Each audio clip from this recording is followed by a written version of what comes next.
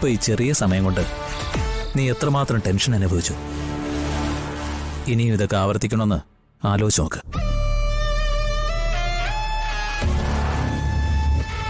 നിങ്ങൾ പറഞ്ഞത് ശരിയാ.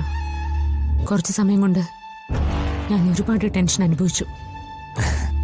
ഏറ്റവും പ്രിയപ്പെട്ടവർ പോലും എന്നെ ശത്രുപക്ഷത്തുമാക്കി.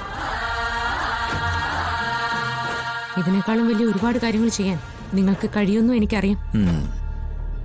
പക്ഷേ എനിക്ക് എത്രമാത്രം വേദന അനുഭവിക്കേണ്ടി വന്നാലും എന്തൊക്കെ എനിക്ക് നഷ്ടപ്പെട്ടാലും അനൂപേടിനെ സച്ചേട്ടൻ നിങ്ങൾക്ക് കൊണ്ടുവന്ന് തരില്ല. ഞാൻ ജീവനോടെ ഇരിക്കുമ്പോൾ അതിന് സമ്മതിക്കൂല. അല്ലെങ്കിൽ നിങ്ങൾക്ക് എന്നെ കൊല്ലേണ്ടി വരും.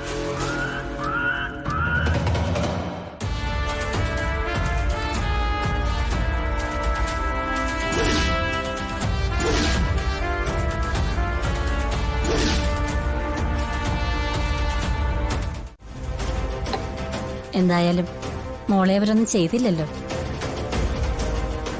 ഞങ്ങള് വല്ലാതെ പേടിച്ചുപോയി. എന്തിനാ പേടിക്കുന്നേ? അവര് നല്ല ചേട്ടന്മാരല്ലേ. ഞാൻ പറഞ്ഞതൊക്കെ മേടിച്ചു തന്നു, ജ്യൂസ്, ഐസ്ക്രീം. പക്ഷേ എന്നിട്ടെന്താ അവരെന്നെ അച്ഛൻ്റെ അടുത്ത് കൊണ്ടുപോകാത്തെ? ആന്റി ഇങ്ങോട്ട് വരും മോളെ, അതുകൊണ്ടല്ലേ മോളെ തിരിച്ച് ഇങ്ങോട്ട് കൊണ്ടുവന്നത്. ഓ, അവര് പിന്നെ മോളോട് വേറെ എന്തൊക്കെയാ ചോദിച്ചത്? അവരൊരുപാട് കാര്യങ്ങൾ ചോദിച്ചു, കഥകളൊക്കെ പറഞ്ഞു. ഒരു ചേട്ടനാണെങ്കിൽ പാട്ടുപാടി. ഇനി ഇങ്ങനെ ആരെങ്കിലും വന്ന് വിളിച്ച അവരുടെ കൂടെ വണ്ടി കയറി പോവല്ലേ? ആദ്യം ഞാൻ പോയില്ലായിരുന്നു, പിന്നെ അവരെന്നെ നിർബന്ധിച്ച് കയറ്റിക്കൊണ്ടു പോയതാ. അങ്കിളിനും ആന്റിക്കും ഉടനെ എന്നെ കാണണമെന്ന് പറഞ്ഞു.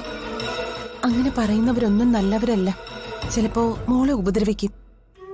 അതുകൊണ്ട് ഇനി ഇങ്ങനെയൊന്നും ചെയ്യരുത് കേട്ടോ. പരിചയമില്ലാത്ത ആര് വന്ന് വിളിച്ചാലും ഉടനെ അത് ടീച്ചറിനോടോ സ്കൂൾ ബസ്സിലെ ആയയോടോ അല്ലെങ്കിൽ കൂട്ടുകാരോടോ പറയണം. അമ്മയ്ക്ക് വിഷമായോ? ഇനി ഞാൻ ഇങ്ങനെ ഒന്നും ചെയ്യില്ല, പോരെ? മോള് ചെറിയ കുട്ടിയാ. ഇവിടെ നടക്കുന്ന പല കാര്യങ്ങളും മനസ്സിലാക്കാനുള്ള പ്രായം മോക്കായിട്ടില്ല. ചുറ്റിലും നമ്മളോട് ചിരിച്ചു കാണിക്കുന്നവരെല്ലാം നല്ല ആളുകളല്ല. ഇങ്ങനെ പരിചയമില്ലാത്തവര് നമ്മളെ വിളിച്ചോണ്ട് പോയി അപകടത്തിൽപ്പെടുത്തും. അങ്ങനെ എന്തെങ്കിലും എന്റെ മോക്ക് സംഭവിച്ച അമ്മയ്ക്ക് പിന്നെ ആരാ ഉള്ളേ? ഇനി എന്റെ കൊച്ചിന് അബദ്ധം ഒന്നും പറ്റില്ല, അല്ലേ മോളെ?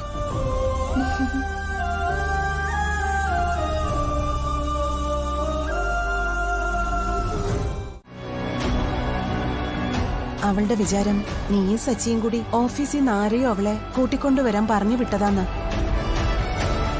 ആ ഗുണ്ടകൾ അവളോട് അങ്ങനെയാ പറഞ്ഞത്. സത്യം അതല്ലെന്ന് അവക്കിതുവരെ മനസ്സിലായിട്ടില്ല. എനിക്കെന്തെങ്കിലും സംഭവിച്ചാലും നിങ്ങൾക്ക് ആർക്കും ഒന്നും സംഭവിക്കാൻ ഞാൻ സമ്മതിക്കില്ല. ആവണി മോൾക്കൊന്നും വരില്ല എന്ന് ഞാൻ ഉറപ്പ് പറഞ്ഞതല്ലേ. അതിന് നീ എന്ത് ചെയ്തു? ആവണി മോളെ കൊണ്ടുപോയവര് തന്നെ അവളെ തിരിച്ചു കൊണ്ടുവന്നു വിട്ടു. അല്ലാതെ നിനക്ക് ഇതിലൊരു റോളും ഇല്ല.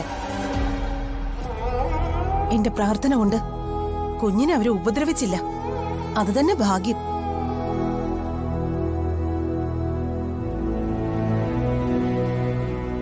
നീ എന്തിനാ മീര അവളെ കുറ്റപ്പെടുത്തുന്ന പോലെ സംസാരിക്കുന്നു?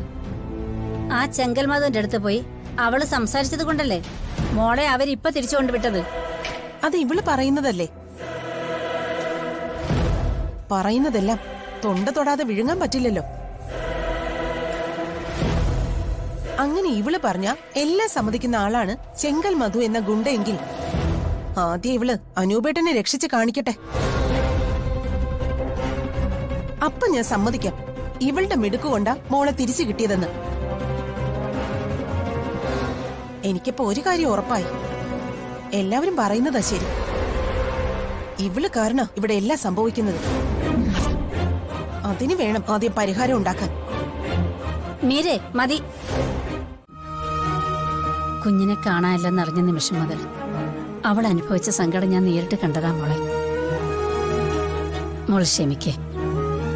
ഈ മനഃപൂർവ്വം അനൂപേടിനെ രക്ഷിക്കുന്നില്ല എന്നതുപോലെ മീരടുത്തയുടെ സംസാരം. അമ്മയ്ക്ക് അങ്ങനെ തോന്നുന്നുണ്ടോ? രക്ഷപ്പെടുത്താനുള്ള ഒരു അവസരം കിട്ടിയാ ഞാൻ എന്റെ അനുപേടിനെ രക്ഷിക്കില്ലേ? അതൊക്കെ അമ്മയ്ക്ക് അറിയാം മോളെ. അവളുടെ മനസ്സിന്റെ നില ഇപ്പൊ ആകെ തെറ്റിയിരിക്കുക. അവനിപ്പോ പോലീസ് കസ്റ്റഡിയിലല്ലേ. ജയിലിൽ പോകോ അതോ ജാമ്യം കിട്ടോ ഒന്നും അറിയില്ലല്ലോ. പുറത്തിറങ്ങിയ അവനെ കൊല്ലാൻ വേണ്ടി കാത്തിരിക്കുന്ന ഗുണ്ടകൾ. അതിനിടയ്ക്ക് മോളെ ആ ഗുണ്ടകൾ തട്ടിക്കൊണ്ടുപോയി. ഇതൊക്കെ അറിഞ്ഞ ഏതമ്മയുടെ സമനിലയാ തെറ്റാത്തത്? അവൾ ഇത്രയൊക്കെയല്ലേ പറഞ്ഞോളൂ. പോട്ടെ, മോളിരിക്കെ, ഞാൻ കുടിക്കാൻ എന്തെങ്കിലും എടുക്കാം. എനിക്കൊന്നും വേണ്ട അമ്മ. അല്ല, മോളെ സച്ചി എവിടെ പോയി?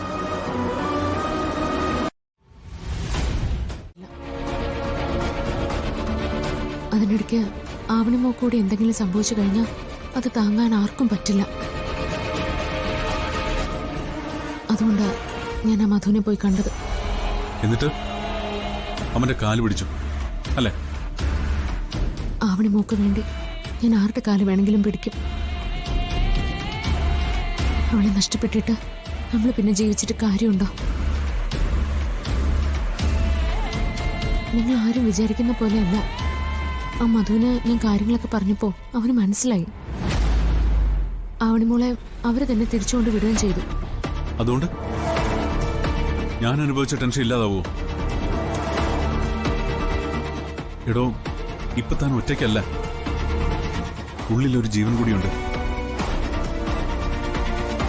ഇനിയെങ്കിലും ഇങ്ങനെയുള്ള റിസ്ക് ഒന്നും എടുക്കരുത്.